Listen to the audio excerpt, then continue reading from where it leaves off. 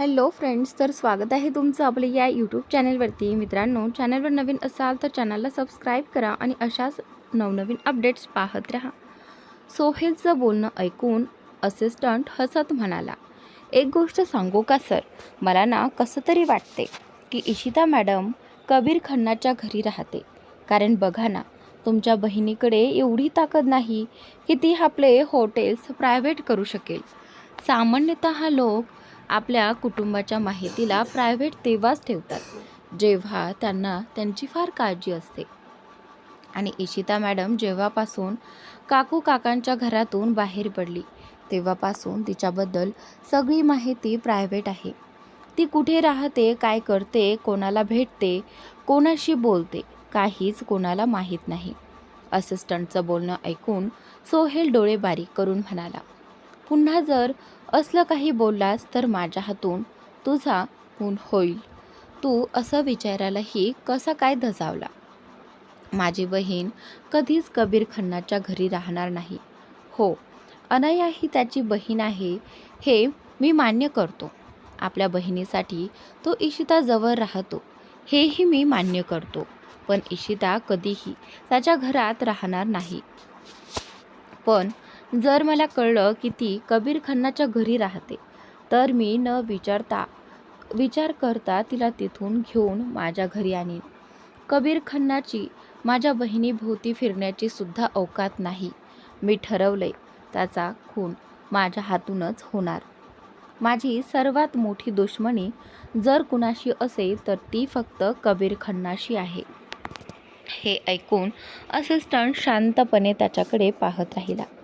त्याचवेळी सोहेलच्या चेहऱ्यावर शैतानी हास्य झळकत होतं.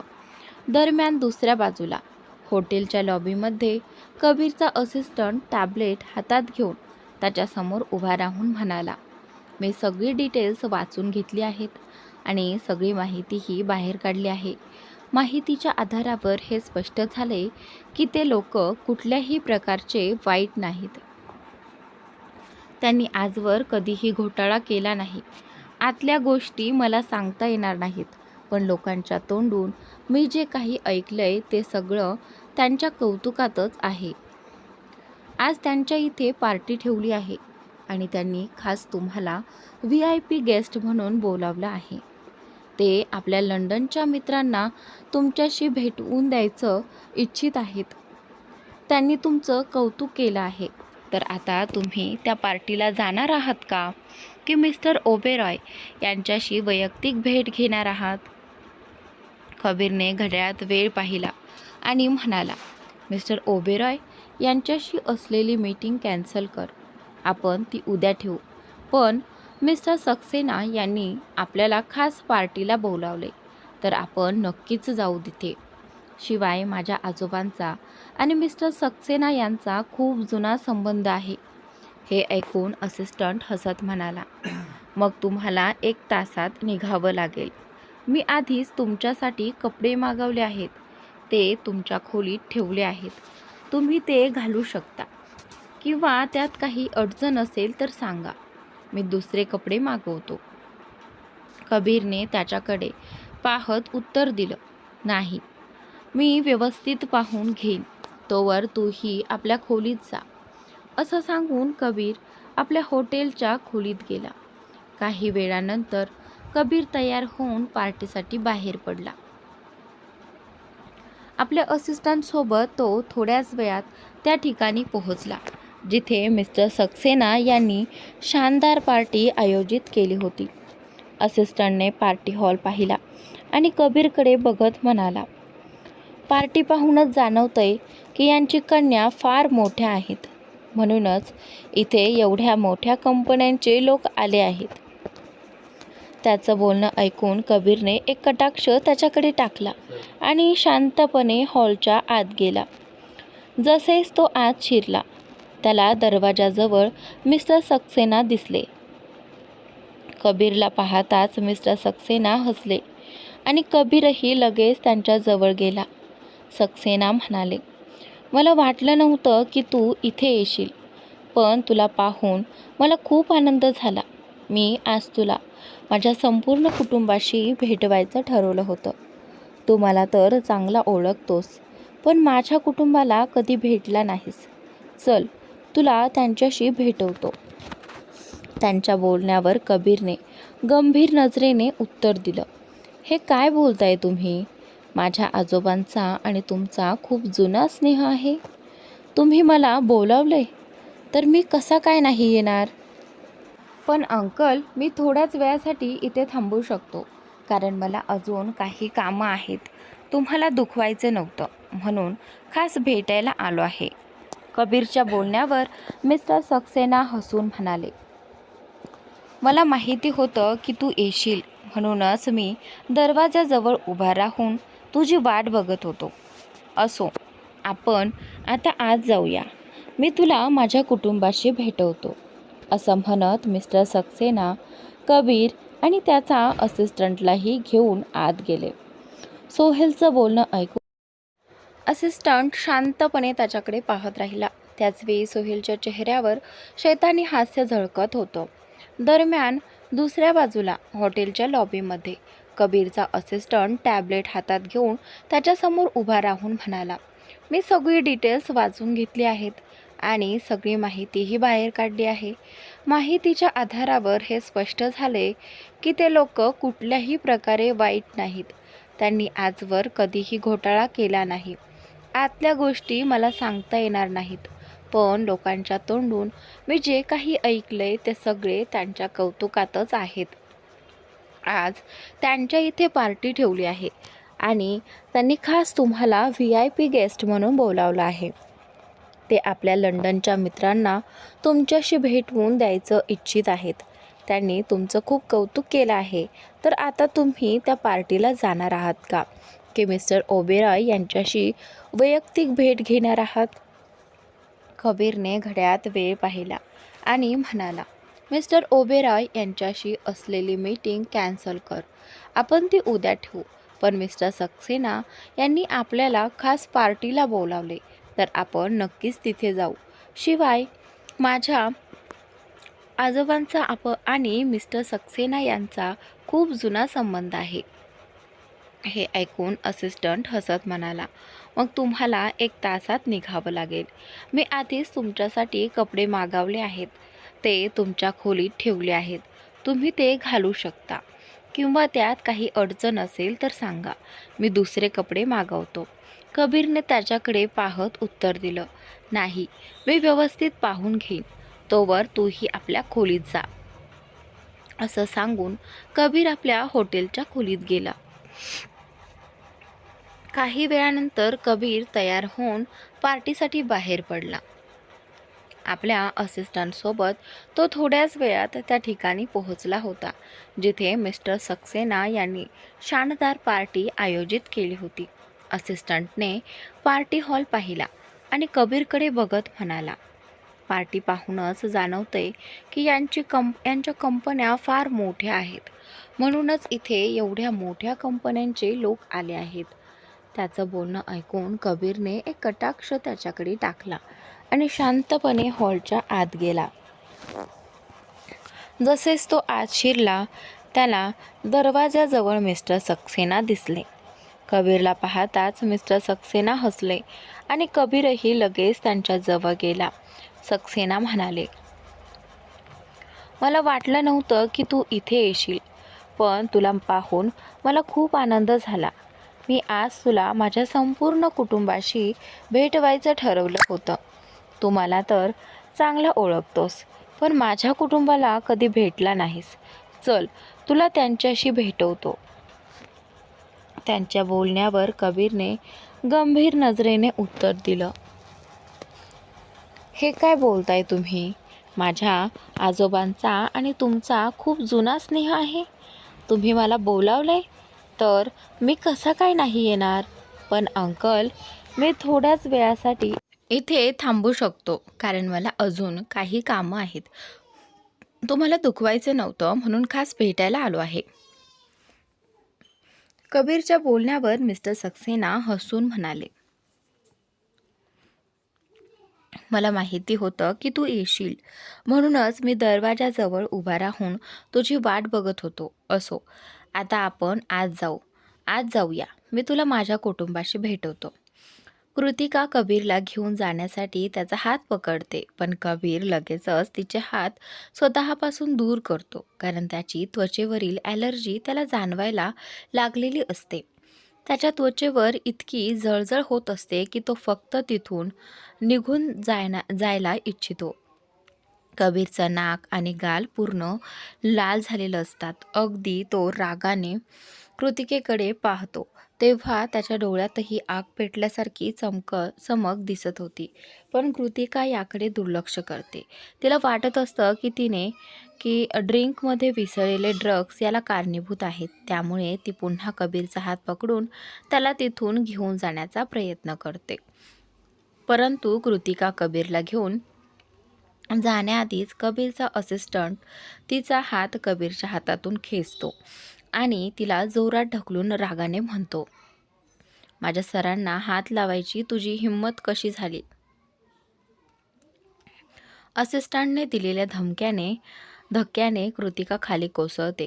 तिथे उपस्थित असलेल्या काही लोकांच्या नजरा लगेच तिच्याकडे वळतात. सगळे लोक आश्चर्याने मिस्टर सक्सेनांची नात जमिनीवर पडलेली बघत असतात. कबीरची तब्येत सतत बिघडत जात होती. हे पाहून असिस्टंट कृतिकेला सोडून लगेच कबीरजवळ येतो. त्याचवेळी कबीर त्याला पाहत म्हणतो, इथून निघूया, मला आता हॉटेलला जायचं आहे. आणि त्यानंतर कबीरचे शब्द ऐकून असिस्टंटने कृतिकेकडे रागाने नजर टाकली आणि लगेचच कबीरला घेऊन तिथून निघून गेला. दुसरीकडे जमिनीवर पडलेली कृतिका आश्चर्यचकित होऊन हे सगळं बघत राहिली. तेवढ्यात मिस्टर सक्सेना तिथे येतात. त्यांच्या नोकराकडून त्यांना संपूर्ण प्रकार समजलेला असतो. आपली नात खाली पडलेली पाहून त्यांना प्रचंड राग येतो. ते कृतिकेला उठवत म्हणतात, त्याने अजिबात बरोबर केलं नाही. त्याला असं वागायला नको होतं. मी तुला वचन देतो, याचा बदला मी नक्की घेईन. तुला लाज वाटून घेण्याची अजिबात गरज नाही. आजोबांचे शब्द ऐकताच कृतिका दात ओठ खाऊन रागाने म्हणते, आपण नाहीही बोलला तरी मी त्याला सोडणार नव्हते. त्याने मला धक्का दिला आहे. कबीरशी मी नंतर निपटेन, पण त्याआधी कबीरच्या असिस्टंटला मी जिवंत सोडणार नाही. असं म्हणून ती संतापाने घरात निघून जाते. दरम्यान असिस्टंटने कबीरला गाडीत बसवलेले असते. ड्रायव्हर कबीरची अवस्था पाहून घाबरून विचारतो, सर, आपण आता कुठे जाणार? आपण सरांना हॉस्पिटलमध्ये घेऊन जावं का? त्यांची अवस्था पाहता हॉस्पिटललाच नेणं सोपं योग्य ठरेल. आणि त्यानंतर ड्रायव्हरचे शब्द ऐकून असिस्टंट कबीरकडे पाहतो. तेव्हाच कबीर शर्टचे बटन हळूहळू उघडत म्हणतो, मी सांगितलं ना, मला हॉटेलला जायचं आहे, तर गाडी थेट हॉटेलकडे वळवा. कबीरचं म्हणणं ऐकून ड्रायव्हरने असिस्टंटकडे पाहिलं. असिस्टंटने नजरेनेच मान डोलावली आणि ड्रायव्हरने गाडी सुरू करून तेथून निघून गेला. त्याचवेळी दुसरीकडे इशिता हॉलमध्ये बसून पुस्तक वाचत होती. पण तिचं मन फार विचलित होतं. जणू काहीतरी वाईट घडणार असल्याची भावना तिला होत होती. नकळत तिचे विचार कबीरकडे वळले. इशिता कबीरच्या आठवणीत असतानाच मयंक तिच्या शेजारी येऊन बसला. त्याच्या हातात पॉपकॉर्नचा बाऊल होता. तो तिच्या समोर धरून म्हणाला, भाभी, तुम्ही कायम फक्त वाचनातच गुंतून राहता. थोडं माझ्यासोबत बसून एन्जॉय करा ना. मयंकच्या बोलण्याकडे दुर्लक्ष करूनही इशिता फक्त कबीरविषयी विचार करत राहिली. मयंक बोलत राहिला, पण जेव्हा त्याने पाहिलं की इशिता त्याच्या एका प्रश्नाचंही उत्तर देत नाही, तेव्हा त्याने तिच्या खांद्यावर हात ठेवून विचारलं, भाभी, तुम्ही भाऊला मिस करताय का? आणि त्यानंतर त्याच्या या प्रश्नानंतरही इशिताने उत्तर दिलं नाही. शेवटी ती त्याच्याकडे पाहून म्हणाली, नाही, तसं काही नाहीये, पण न जाणो का मला खूप विचित्र वाटते. असं भासते की काहीतरी वाईट घडणार आहे. तुम्ही एकदा माझी त्यांच्याशी बोलणी करून देऊ शकता का? काही तासांनी अनया इशिताला घेऊन क्लबमध्ये आली होती. तेथे सर्व लोक नशेत नाचत होते. हे पाहून इशिता घाबरतच अनयाला म्हणाली, तू मला कशा जागी घेऊन आली आहेस? मी तुला बाहेर फिरायला जायचं म्हटलं होतं, पण इथे तर खूप वाईट वास येतोय आणि सगळे आपल्याकडे विचित्र नजरेने पाहत आहेत. इशिता अनयाला म्हणते. इशिताचे बोलणं ऐकून अनया हसतच म्हणाली, मी तुला आधीच सांगितलं होतं ना की आपण अशा जागी जाणार आहोत जिथे तू कधीच गेली नाहीस. माझ्यावर विश्वास ठेव. तुला इथे मज्जा येईल.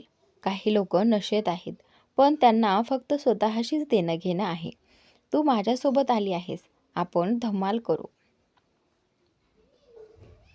असं म्हणत अनया इशिताला घेऊन आपल्या बाकी मित्रमैत्रिणींसोबत क्लबच्या VIP सेक्शनमध्ये गेली. इशिता सोफ्यावर बसून अनया आणि तिच्या मित्रांना बघत होती. ते आरामात ड्रिंक काढून पित होते, पण इशिताने अजूनपर्यंत एक घोटही घेतला नव्हता. हे पाहून अनया टेबलवर ठेवलेला ज्यूसचा ग्लास तिच्या हातात देत म्हणाली, काळजी करू नकोस, मी तुझ्यासाठी ज्यूस मागवला आहे. हे ऐकताच इशिताच्या चेहऱ्यावर हसू उमटलं. तिने ज्यूस घेतला आणि प्यायला सुरुवात केली. ती ज्यूस पीत असतानाच तिची मैत्रीण गुंजन हातात ड्रिंक घेऊन तिच्या शेजारी बसली आणि हसतच म्हणाली, मी ऐकलंय की तू लग्न केलं आहेस, पण आम्हाला त्या व्यक्तीशी भेटवणार नाहीस का ज्याच्याशी तुझं लग्न झालंय? गुंजनचं बोलणं ऐकून इशिता चकित झाली. तिला लगेच जाणवलं की हे सगळं अनयाचीच कल्पना असणार. म्हणूनच तिने अनयाकडे गंभीर नजरेनं पाहिलं. अनया मात्र लहान मुलांसारखी हसत म्हणाली, हो, मी हिला अजून सांगितलं नाहीये की तुझा नवरा कोण आहे. फक्त एवढंच सांगितलंय की तू लग्न केलं आहेस. हे ऐकून इशिता ओठ वाकडं करून म्हणाली, जेव्हा इतकं सांगितलंच आहे तर मग थेट सांगायचं ना माझा नवरा कोण आहे. हे ऐकून अनया फक्त हसत राहिली. मग इशिता गुंजनकडे पाहत म्हणाली, याचं उत्तर तुला अनयाकडूनच मिळेल, कारण माझा नवरा कुणी दुसरा नाही तर तिचा भाऊ आहे. आणि त्यानंतर हे ऐकून गुंजन थक्क झाली आणि आश्चर्याने तिच्या हातातील ड्रिंक इशिताच्या कपड्यांवर सांडली. तिला शुद्धीवर आल्यावर तिने पटकन ग्लास टेबलावर ठेवला आणि घाईघाईने तिचे कपडे साफ करू लागली. हे बघून इशिता घाबरून सोफ्यावरून उठली. गुंजन लगेच म्हणाली, मला माफ कर, मी जाणून बुजून असं केलं नाही. तुझं बोलणं ऐकून मला धक्का बसला. तू खरंच अनयाचा भाऊ मयंक खन्नाशी लग्न केलंस? मला हे ऐकून फार आश्चर्य वाटते. गुंजनचं बोलणं ऐकून अनया तिला शांत करत म्हणाली, अरे शांत हो, आधी इशिताचे कपडे नीट करूया. असं म्हणत अनया इशिताकडे पाहत म्हणाली, इशिता, या रूमपासून थोड्या अंतरावर वॉशरूम आहे. तू आधी तिथे जाऊन कपडे नीट करून घे. अनयाचं बोलणं ऐकून इशिता होकार देत लगेच खोलीतून बाहेर पडली. पण बाहेर आल्यावर तिला वॉशरूम कुठे आहे हे समजलंच नाही. म्हणून तिने अंदाजाने कॉरिडॉरमधून वॉशरूम शोधायला सुरुवात केली. कॉरिडॉरमधून बरंच पुढे जात असूनही तिला वॉशरूम सापडले नाही. तेवढ्यात तिची नजर एका मुलीकडे गेली जी रडत होती. तिला अशा अवस्थेत पाहून इशिता सरळ तिच्याकडे गेली, पण जवळ पोहोचल्यावर तिने पाहिलं की ती मुलगी एकटी नाहीये. तिच्यासोबत आणखीन एक मुलगी आहे जी तिला समजावत होती. दोघींच्या नजरात इशितावर गेल्या. दुसरी मुलगी इशिताकडे पाहून म्हणाली, तू कोण आहेस आणि इथे काय करत आहेस? त्यानंतर इकडे. हे ऐकून इशिता रडणाऱ्या मुलीकडे पाहत म्हणाली, मी तर फक्त वॉशरूमला जात होते, पण हिला रडताना पाहिलं म्हणून थांबले. पण ही इतकी का रडते? तेही या जागी. हे ऐकून दुसरी मुलगी एक दीर्घ श्वास सोडून म्हणाली, मित्रांनो, पुढील स्टोरीला मी व्हॉइस दिलेला नाहीये, तर प्लीज तुम्ही पुढील स्टोरी स्वतः वाचा आणि कशी आहे कमेंट करून नक्की सांगा. कारण सारखं वाचून वाचून तोंड गळून येते अगदी. त्यामुळे प्लीज समजून घ्या. पण स्टोरी नक्की रीड करा हां.